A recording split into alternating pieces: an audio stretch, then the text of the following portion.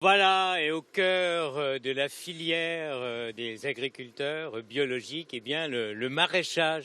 Nous sommes avec les maraîchers du Val d'Amour. Voilà, on va se calmer tout de suite et on va voir un peu ce que vous faites, vous, Jean-Baptiste, Bonjour. justement, à la mi-novembre.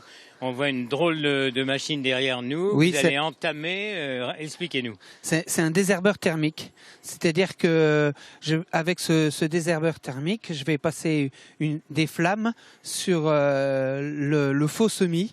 C'est pour détruire les adventices qu'on a laissé pousser depuis une quinzaine de jours. D'accord, on dit Les mauvaises herbes. les mauvaises herbes. Les mauvaises herbes, voilà, c'est ça. Et donc, en agriculture biologique, on n'a pas de désherbant.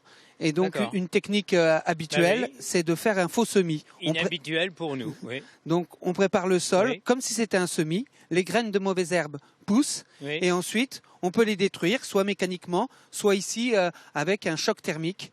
Et comme ça, je pourrais semer des carottes Voilà. dans un terrain débarrassé. Donc les mauvaises herbes sont idiotes. Elles se sont fait avoir. Elles se sont fait on va voir avoir. ça tout à l'heure parce que vous allez nous faire non pas une démonstration mais une partie de votre journée ici. Justement, vous dites là une ferme de maraîchage. Bon, vous êtes sur cette ferme avec Cécile, Ma votre compagne. et puis 2 employés. Alors, il y a une employée à plein temps et 3 saisonniers. Donc, il y en a 2 qui ont fini leur saison. Et puis, il reste encore une saisonnière qui va travailler jusqu'à la fin novembre. Et si elles ne sont pas avec nous, c'est qu'actuellement, elles préparent une grosse commande de légumes. Voilà, donc 8 ou 9 hectares de légumes. Quels sont les légumes? Comment on choisit les légumes? Il faut être sûr de pouvoir les écouler, bien sûr. Donc, c'est des légumes qui poussent dans notre région. Donc, carottes, pommes de terre, oignons, sous-serre, des tomates en été, de la courgette, beaucoup ici sur la ferme aussi. Des choux en ce moment, des poireaux, ça c'est pour les légumes de saison. La mâche et la scarole bientôt. D'accord. Ça veut dire que il y a tout un potentiel finalement que vous allez pouvoir diffuser après auprès des commerçants. On s'était rencontrés déjà au sein de la cuisine centrale de Lons-le-Saunier. Ah oui, nous on vend surtout à des commerçants détaillants. Donc, qui travaillent soit à Dole, à Dijon, à Besançon, soit sur les marchés, soit dans les magasins.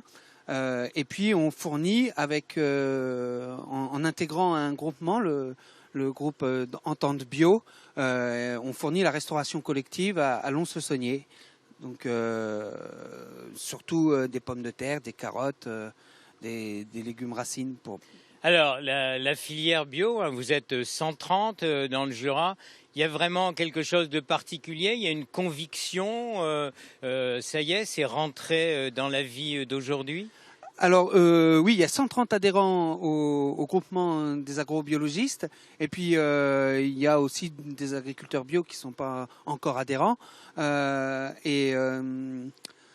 Oui, ça se développe beaucoup parce que on voit qu'aujourd'hui l'agriculture, on va dire productiviste, rencontre des impasses, surtout en termes de prix. Et puis le public, les citoyens aussi sont intéressés par manger une nourriture exempte de pesticides. On va vous laisser partir et on vous verra à l'œuvre tout à l'heure lors de notre prochain rendez-vous. Merci Jean-Baptiste.